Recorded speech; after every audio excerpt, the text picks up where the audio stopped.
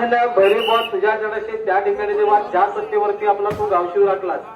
त्याप्रमाणे जेव्हा राजसत्ता पूर्वसत्ता चतुर्सीमेचा मला उभा करून आज भैरी भगवती जोगेश्वरी नवलाय पवनाय तृणबिंदुकेश्वर शंभुकेश्वर 12 पदाच्या अधिकारात आज फाल्गुन पौर्णिमेचा दिवस आहे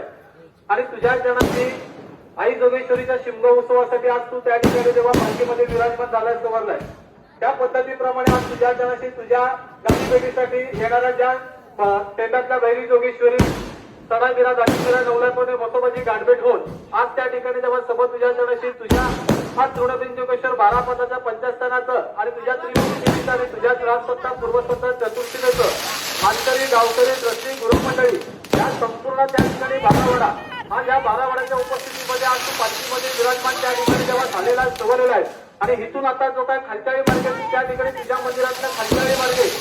आज दत्त मंदिरातल्या बाळोबा समाजाच्या इथून आज महालक्ष्मी शेतातून आज जोगेश्वरी आईच्या गाठीभेटीसाठी आज कलेक्टर कंपन्यांच्या मागेपासून जोगेश्वरीची गाठभेट घेण्यासाठी तू जाणार आहेस तो म्हणाला तर आता इथं शिमगा उत्सव तुझा खेळताना